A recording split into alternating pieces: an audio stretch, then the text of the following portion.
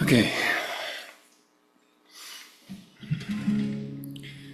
This is the most full I think I've seen this room, which is a wonderful thing. And also a wonderful thing to be able to hear from Jerry Kennell this morning.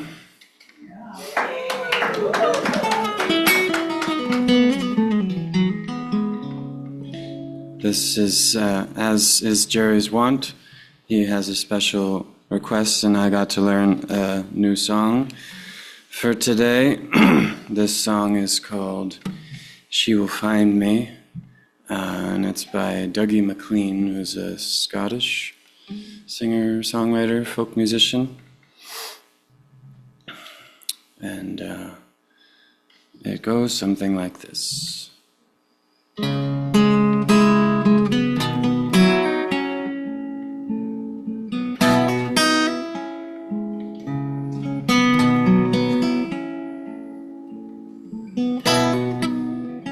He walks, he does not run. He has no overwhelming need to fly. His heart remains unbroken. No need to search the sky. Me, I've never found that place. I wander recklessly, and I know that she will find me. I know that she will find me, even if I vanish without trace. And though I'm running blindly, I know that she will find me, hiding with the shadows that I chase.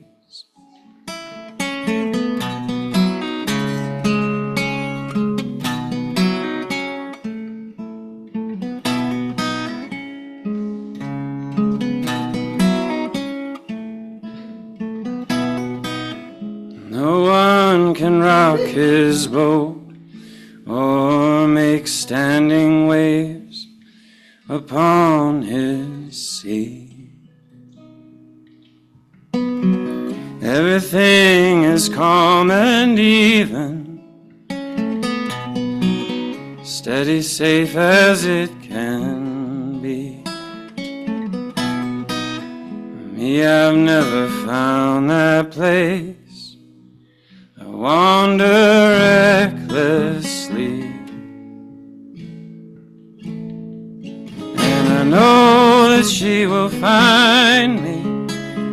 I know that she will find me, even if I vanish without trace. And though I'm running blindly, I know that she will find me, hiding with the shadows that I chase.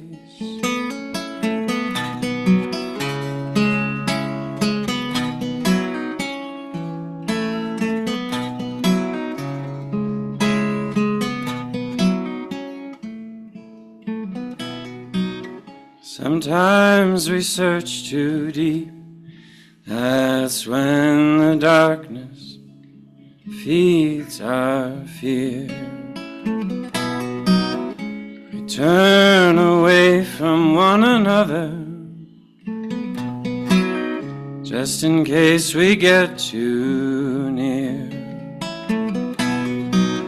Me, I stand this mountain top, I shout so she can hear. And I know that she will find me. I know that she will find me. Even if I vanish without trace.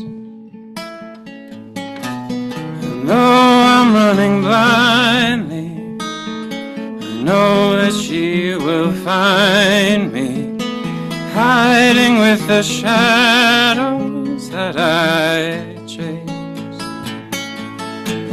And I know that she will find me. I know that she will find me, even if I vanish without trace.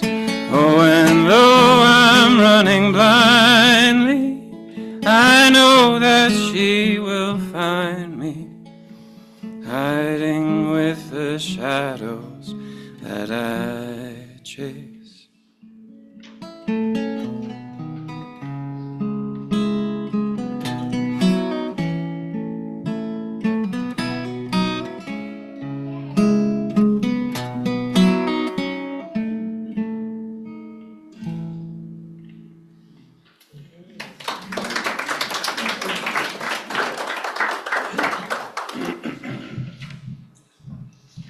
Welcome everyone to Taos United Community Church. My name is Eileen Wired, and I am really happy that you're all here. We like to say that no matter what you believe, what you don't believe, what you'd like to believe maybe someday, or what you'll never believe again, this house of prayer belongs to you, and we're so glad that you're here with us. And if this is your first time, please know that after church we have a little tea and crumpets and coffee and snacks kind of thing. And we'd love it if you stayed a little bit so we could get to know you better. So we have a few announcements this morning. I would like to start with Scott, please.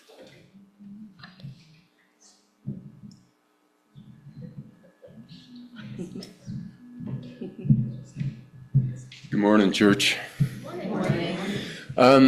I misspoke last Sunday about our next United Community Church fund. We'll actually be taking up a collection for Strengthen the Church. It's a UCC fund that's aimed at strengthening churches that are in existence and helping them in their community efforts. So, and that will be on June 8th. And that's Pentecost Sunday, and it's traditional for churches all across the United Church of Christ denomination to take up that particular offering on that day on their behalf. Also, we're still in the midst of our 2025 stewardship season, so if you haven't turned your pledge in yet, please go ahead and send it in. You can email it to me. You can fill out the form that was, there's some forms at the back here, and just drop them in the offering basket by June 1. And I'll be putting together the budget based on what we receive, and we'll meet together as a congregation for our annual meeting on July 6th for that. So here it comes. Thank you. Thank you, Scott. And next we have Julie, who's going to give a little shout out for stewardship.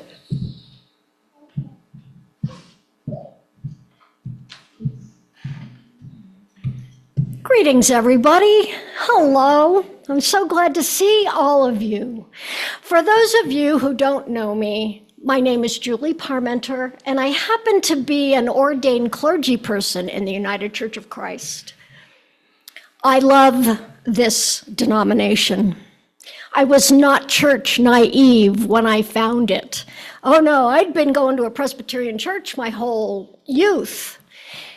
And I'd left the church during the 60s when all these Christian people were using fire hoses, dogs, horses, guns against all those dark-skinned people. Our neighbors, our friends. And then to make a long story short, I started seminary with the idea that I wanted to be a chaplain because I'm a second career person. And that's when I found the United Church of Christ. And I think it was when they came up with the slogan, never place a period where God has placed a comma, because God is still speaking. Amen. Amen. And so at my church in Boulder, where your two wonderful disciples found me, Ken and Janet, Peter and I were going to retire, so we wanted to come here. And here was this little church. It was not just a UCC church. It was founded with the idea that we love all people, that we restrict no one, that we ordain blacks, we ordain lesbians and gay people. We are open and affirming. We are hated by some churches. I have been in a situation where I've been told that the United Church of Christ is an evil group. But I'm here to tell you, we are the most, every time I walk in this building, I can feel that love. And I know God is with us. I can feel it. And so when I was in Boulder, I didn't have a lot of money and I couldn't give a lot of money to the church. But I believe in this denomination so much that I do pledge. I'm not going to, I'm just going to drop it at that. I pledge as much as I can because, well, it looks like it today. I want this church to grow. And so we are blessed to be in Taos where none of the other churches are yelling at us that we're evil. And I don't know what else to say, so. God is still speaking. Thank you, Julie. We are really lucky today to have some friends and guests that don't usually come, and I'm just so glad that you're here. And some of them come all the way from Central America. So I'm going to have Leonore please introduce our friends. Well, I'm going to introduce Isra first, so come on up here, Isra. And I'm going to let him introduce the group and say a little bit about what they're doing here. But one thing I do want to say is that Benita, who is from the town where all of them are living, but she's an original person from that town, Comalapa, has a cafe that she opened. I don't know all of it. Guatemala has some dumps, like we have landfills, and they don't have a really good system for getting rid of waste, and they turn out to be dangerous. There's fumes, there's smoke. And so she's working to teach through the cafe youth in the area to recycle and compost, and it's a real mission. So as part of that mission, when they came here, and again, Israel will explain after he introduces everybody, they're selling some Guatemalan items. So after church next door, some weavings, other things, huipiles, you'll have to share if you're interested. But also I want to tell you, I'm also trying to entice you because we're doing a tour to Guatemala. October 30th to November 10th, and we're pretty sure that one or two of them will be giving us some input when we're there. So, Isa.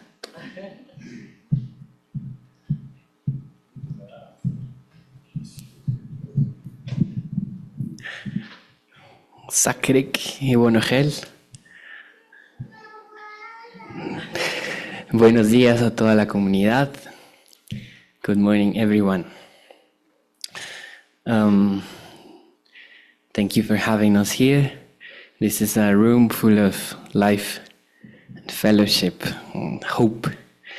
And we are very happy to be in Taos. This is wild country, and I think in none of our wildest dreams we envisioned ourselves visiting this wild place, And I'm here with a very special group of people, really my community. And I would like them to stand up, maybe so you can see them. And yeah, would you please say your names? I'm Rachel. My wife.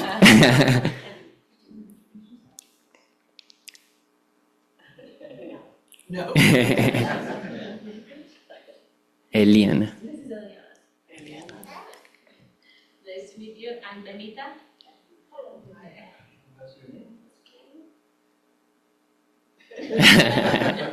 He's Hawaii, yeah.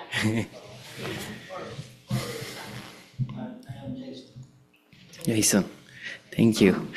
And so there's two people. Well, I'll say Jason is from Costa Rica. Awalya was born in Guatemala. Benita's from Guatemala, and they're a family. And then Rachel is from California originally, been living in Central America for 15 years now. And then Eliana, who was also born in Guatemala. And we all live together in a town called Comalapa, or Chixot, in the Cachiquel language, some 2 hours away from Guatemala City, in the Mayan highlands. And I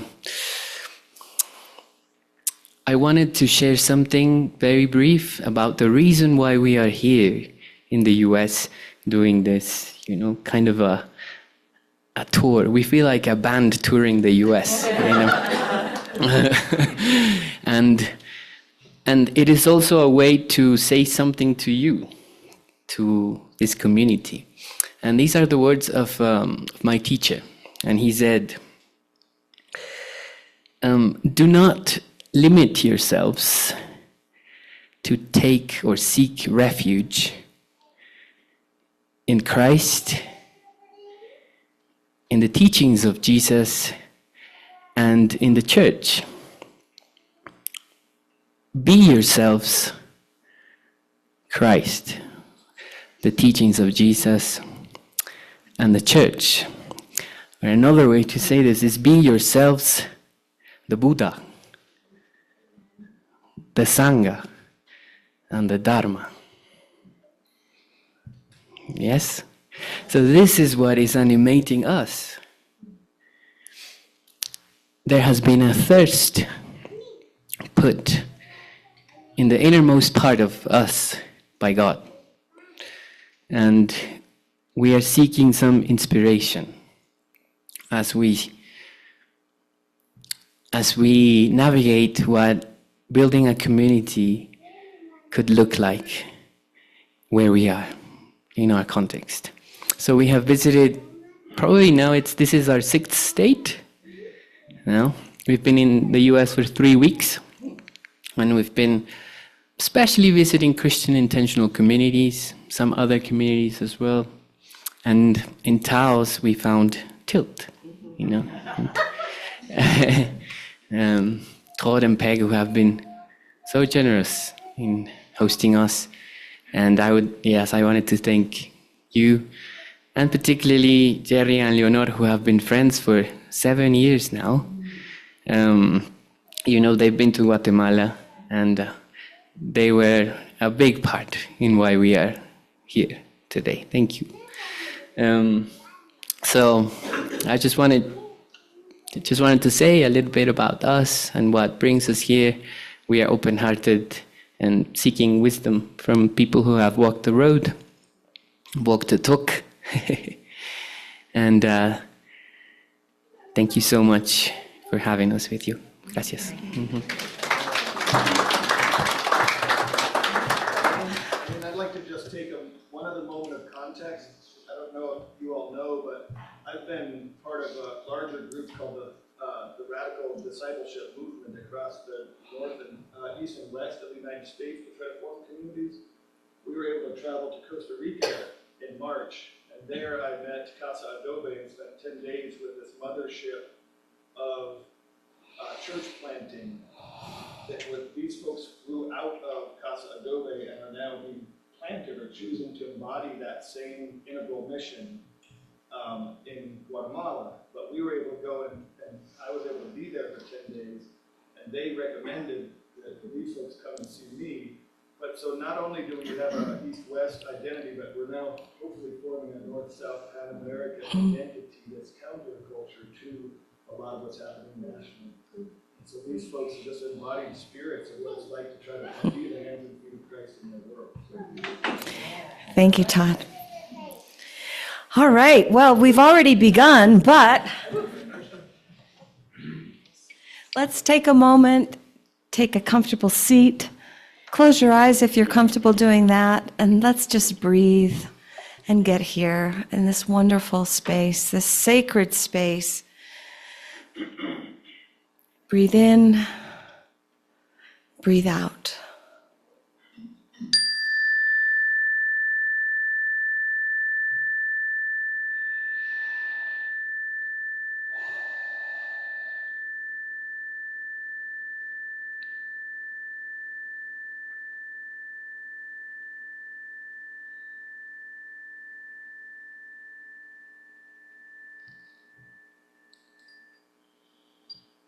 Our opening prayer today is from Macrina Whitaker on being a star.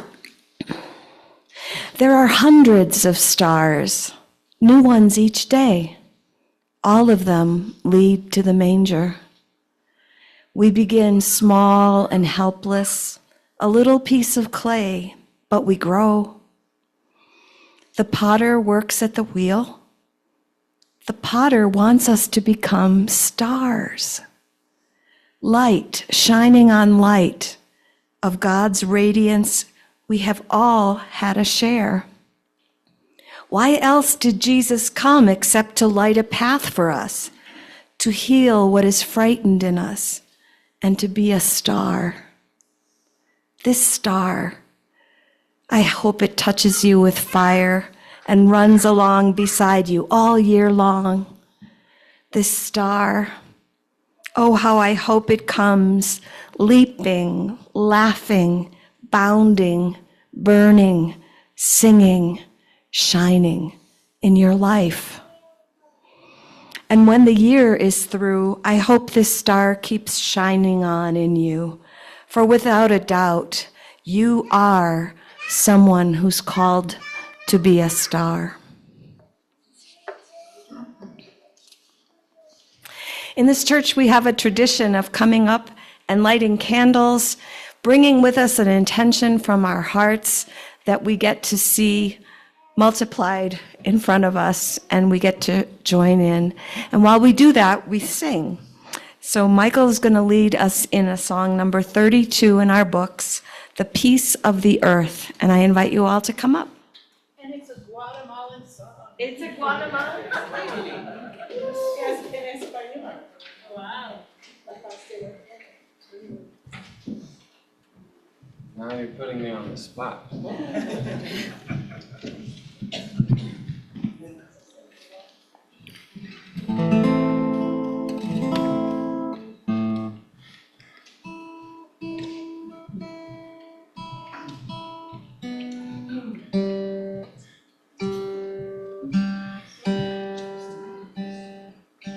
Come on.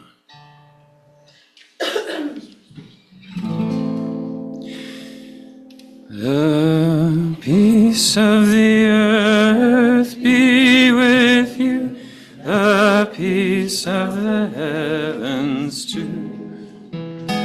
The peace of the rivers be with you, the peace of the oceans too. Deep peace falling over you. God's peace growing in you. Peace of the earth be with you, the peace of the heavens too. The peace of the rivers be with you, the peace of the oceans too. Deep peace falling over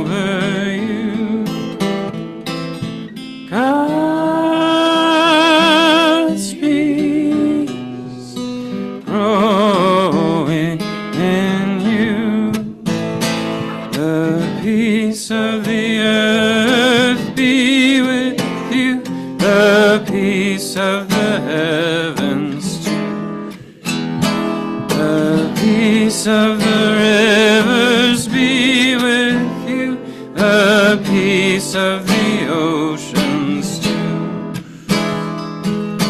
Deep peace falling over you.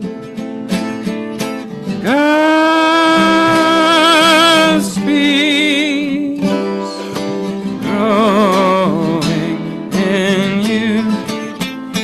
The peace of the earth be with you. The peace of the heavens too. The peace of the rivers be with you. The peace of the oceans too. Deep peace falling over you. God's peace growing in you. The peace of the earth be with you.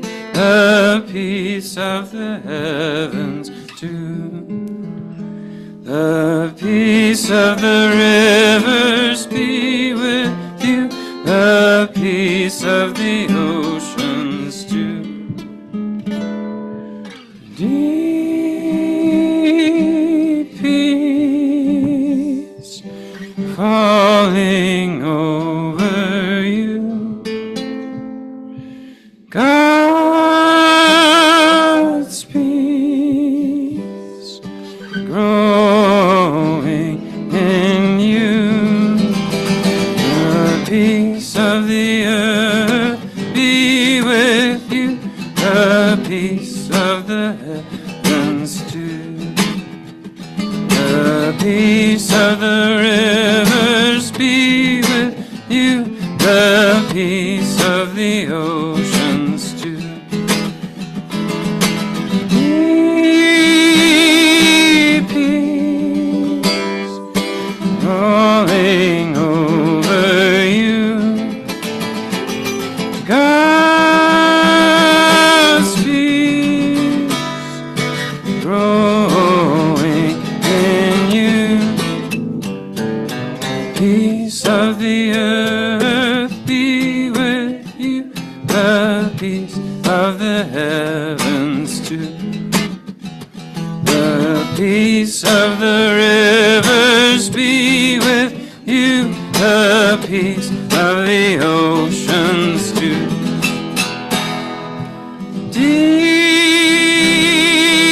peace falling over you. God's peace growing in you.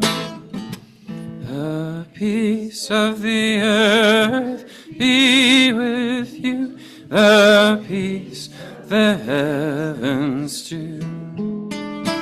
The peace of the rivers be with you. The peace of the oceans too. Deep peace falling over you. God's peace growing in you. Deep peace falling over you. God's peace growing in you.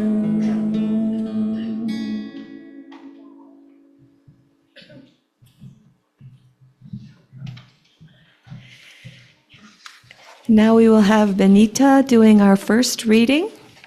Benita?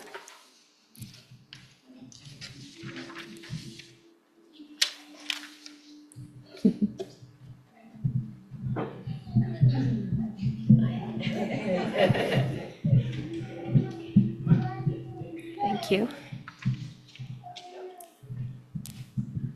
Thank you. Acts 11, 1 to 12. Sorry. Now the apostles and the believers who were in Judea heard that the Gentiles had also accepted the word of God. So when Peter went up to Jerusalem, the circumcised believers criticized him, saying, "Why did you go to uncircumcised men and eat with them?" Then Peter began to explain it to them step by step, saying, "I was in the city of Joppa praying, and in a trance I saw a vision. There was something like a large sheet coming down from heaven, being loaded by its four corners. And it came close to me. As I looked at it closely, I saw four-footed animals, beasts of prey, reptiles, and birds of the air. I also heard a voice saying to me, 'Get up, Peter, kill and eat.' But I replied, 'By no means, Lord, for nothing profane or unclean has ever entered my mouth.'" Sorry. But a second time, the voice answered from heaven, "What God has made clean, you must not call profane." This happened 3 times. Then everything was pulled up again to heaven. At that very moment, three men sent to me from Caesarea arrived at the house where we were. The Spirit told me to go with them and not to make a distinction between them and us. Sorry.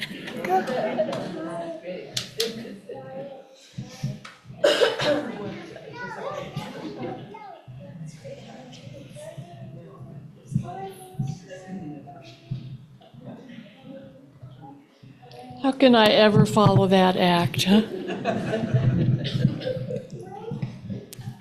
Thank you. And so my reading this morning is from Baruch. Baruch. Chapter 3, verses 9 through 15 and 32 through 4.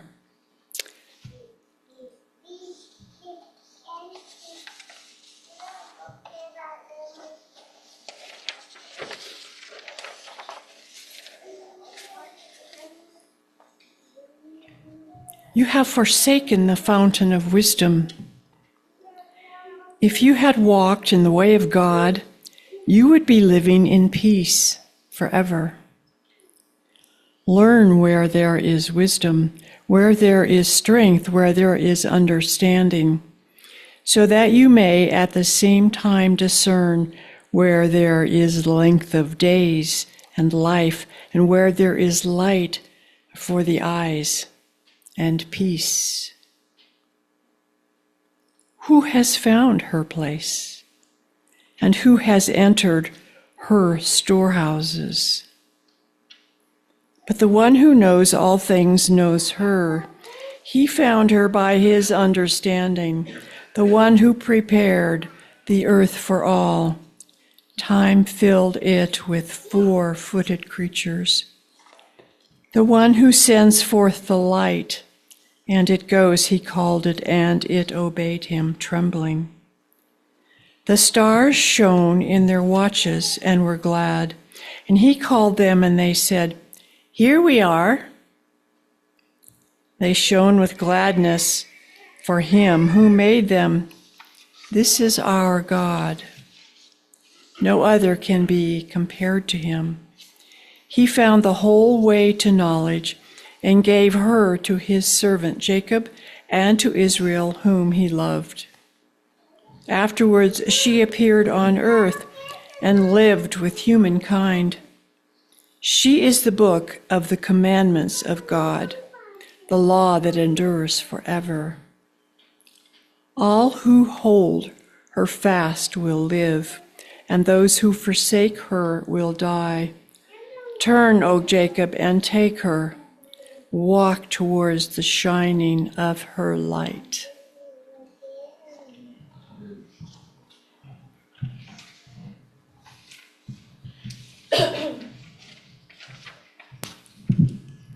And a shorter reading. This is a poem by Rumi. The body is like Mary. The body is like Mary, and each of us has a Jesus inside. Who is not in labor? Holy labor. Every creature is. See the value of true art when the earth or a soul is in the mood to create beauty? For the witness might then for a moment know beyond any doubt God is really there within, so innocently drawing life from us with her umbilical universe, infinite existence, though also needing to be born. Yes, God also needs to be born. Birth from a hand's loving touch, birth from a song, from a dance, breathing life into this world. The body is like Mary, and each of us has a Christ within.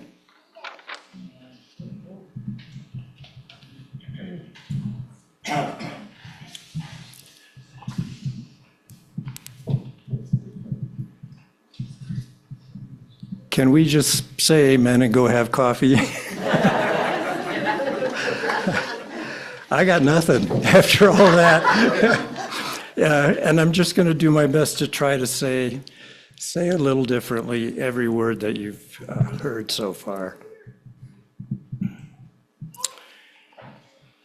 The stars shone in their watches and were glad. He called them and they said, "Here we are." The body is like Mary, and each of us has a Jesus inside. Yes, God also needs to be born. Birth from a hand's loving touch, birth from a song, from a dance, breathing life into this world. Who is this woman? Where can I find her? How can I let her find me? And what does all of that have to do with Peter and his blanket? I want to talk this morning about a faith journey, a journey of finding and being found. We'll start with Peter. Many of you are familiar with the story that was read.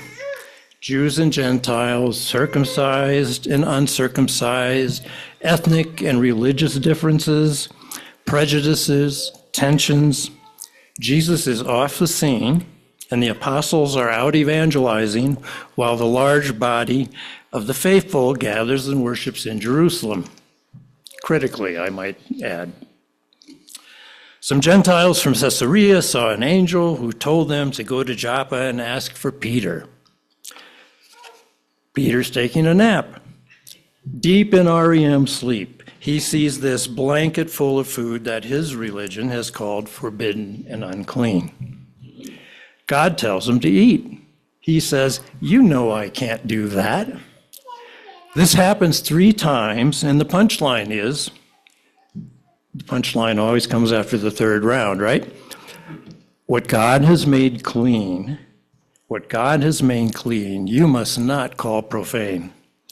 Right then, the uncircumcised Gentiles show up and ask for him. The church gets the message that the gospel is also for the uncircumcised Gentiles. So I've always thought of Peter's blanket as a cleanliness lesson, and it is. It's useful. It's useful exercise to think about what is on your cleanliness or holiness blanket. The do's and don'ts that separate you from others while making you feel especially religious. You could take some quiet time this week and give it a try. But the crazy and beautiful passage from Baruch was also in the Church of England lectionary app that I use. And it gave me pause to consider how these messages could possibly be related. What truth might be found in reflecting on them together. Go deeper. Use the force, Luke. Okay? Here's what happened to me. Peter's cleanliness blanket turned into a blanket of beliefs. Beliefs are things outside of ourselves that we call true. Like Peter's unclean foods that he could name and stay away from. To stay in the clear with the God he believed in, blocking him from the God he needed to know. Perhaps beliefs can be the starting point of some deeper awareness, maybe even leading to real connection and relationship, but they are not the real thing. They are not the real thing. They are things we've created to help us think about and deal with a deity that is still outside of us, not connected to ourselves. And it's so easy to get stuck there. It's so convenient to say, if I do this or that and don't do the other thing, if I say the right words and show up on time for the service each week, if I take communion, especially communion that is delivered as my God intended, my God,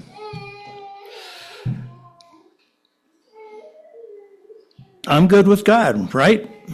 I mean, you know, the God I have created in my image that can be manipulated by my beliefs for my benefit. Me and God, we're okay, and I can go on about my business. And even better, I don't have to deal with or like, and certainly not love, that other kind of person because, you know, they clearly don't have the right beliefs. Institutionally, it can work pretty well also. The priestly caste can set the rules, provide the absolution when you break them, collect the fees, and everybody's good. Now let me get back out there and make me some real money. Well, as James Taylor said, maybe you can believe it. Maybe you can believe it if it helps you to sleep. But singing works just fine for me. There's a better path than belief. And I want to describe it by talking about the difference between belief and trust. Peter's abandonment of belief led him to relationship, a much better thing. It opened an amazing door. He learned that his beliefs were barriers to connecting with other worthy humans. And he set those beliefs aside, and the others, his new companions in faith and life, were able to walk right into his life, into his heart. So how does this connect with the beauty of the Baruch passage? What does this have to do with stars singing to God and calling out, here we are? To answer that, I want to assert that real relationship begins with trust. When I was just 18, I found myself very attracted to a beautiful young woman from the Bronx. She's not smiling. Well, we'll see if she does. I was too scared to even say a word, yet alone dare a relationship, until I was 19. And when I did, I brought along a really big bag of beliefs. And I didn't even recognize them, that they were mine, and like Peter's, they were unclean. She could name them all. I know one very big category was, you should act this way or that way and not the way you are acting. And it's taken way too many years and way too many difficult lessons to get most of those things off my blanket. And they still sometimes crawl back. But I've come to learn that trust is so much better than belief. Trust in a relationship is the practice that helps us take down barriers in order to see someone and to let them in. Trust was the decision that allowed Peter to set his blanket of beliefs aside. He trusted the voice of God and realized that real relationship was so much better than his old blankie. Doogie McClain talks about hiding with the shadows, but knowing that even there he will be found.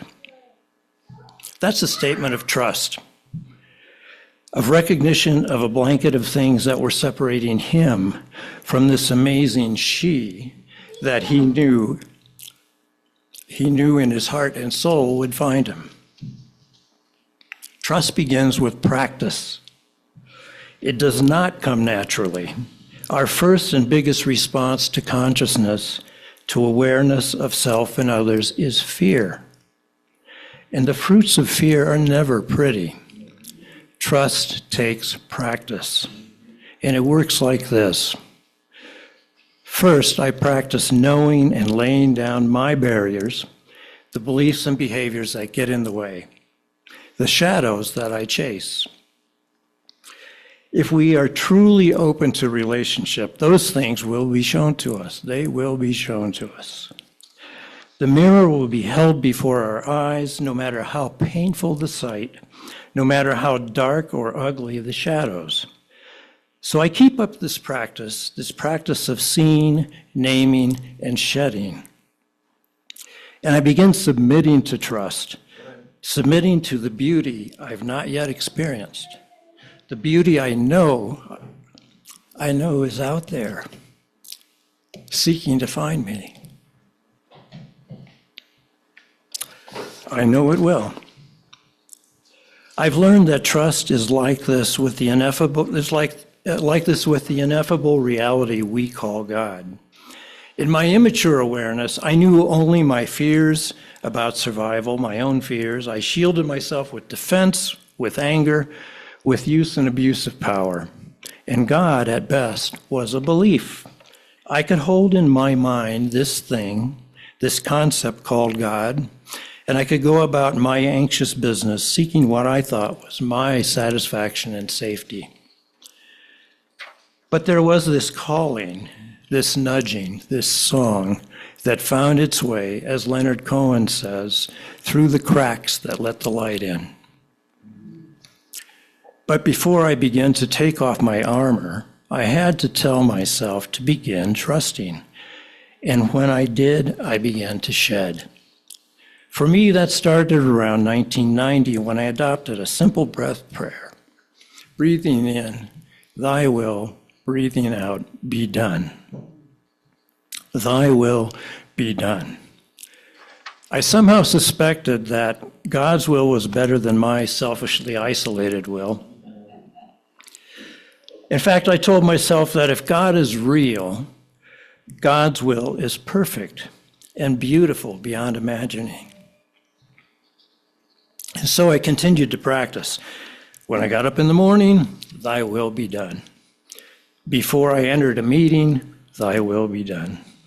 When I was doing exercise, thy will be done. Okay, not often enough when I was dealing with my children. But I practiced, thy will be done.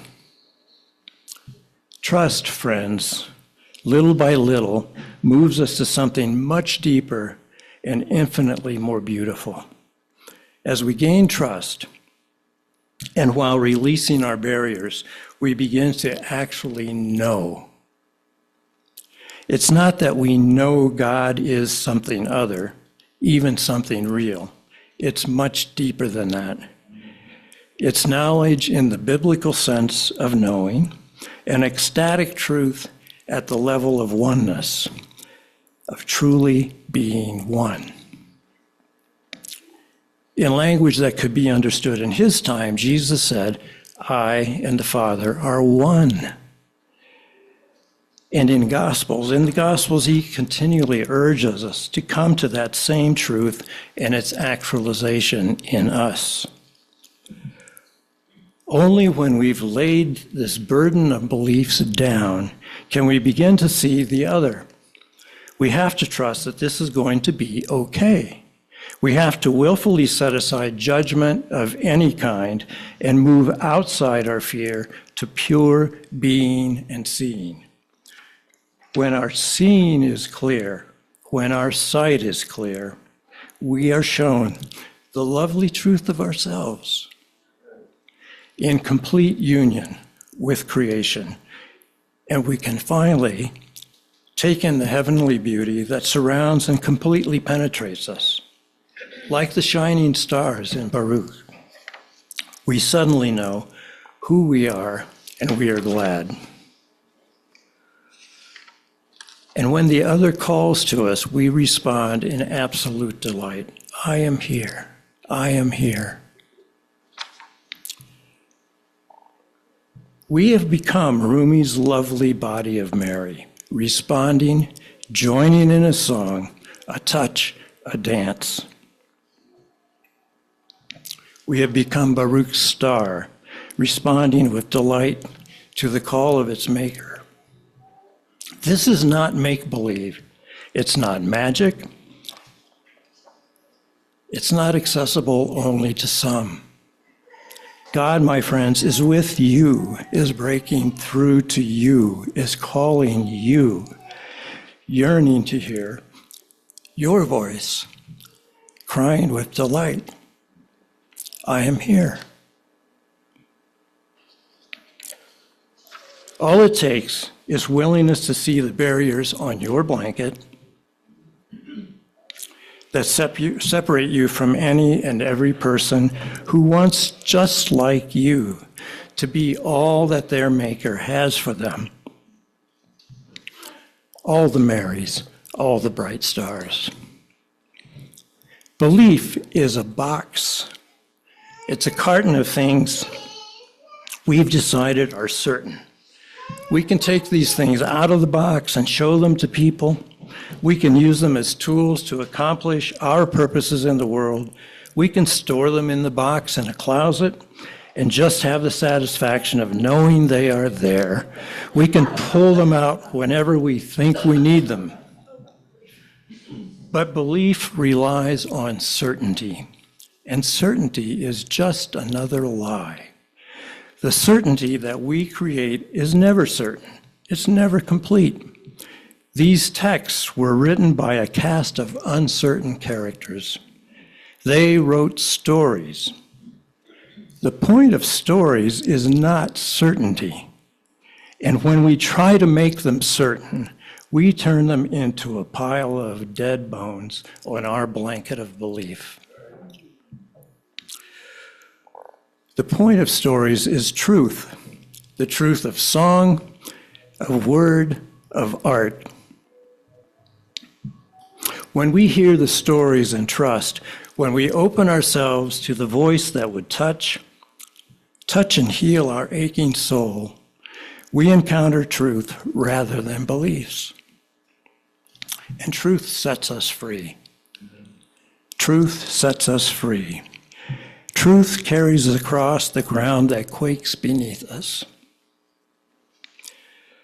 So I like trust a whole lot more than belief. Trust is submission to the great and loving mystery. We don't know the whole thing. We can't see the whole thing, but it's okay. It's enough to keep us walking. And when I walk in trust, I truly know. And when I know, God does what God always intended. God takes my trusting Mary's body and births God in me for the healing of everything I touch. Pause with me for a moment. Close your eyes. Take a few deep breaths. Now open the eyes and ears of your heart to the voice of all voices. Perhaps you see a blanket of beliefs, or perhaps you hear a voice saying, "Take and eat. Know the beauty of this relationship. Lay down the dead ugliness that keeps you separate." Or perhaps you hear the voice of God naming you, the word that made the star that you are. If you do, I encourage you to say, "Here I am. I'm glad to be.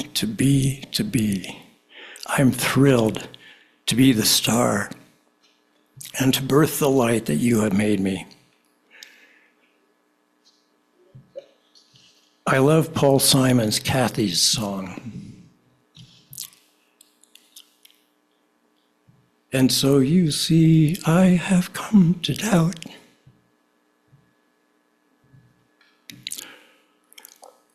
All that I once held was true.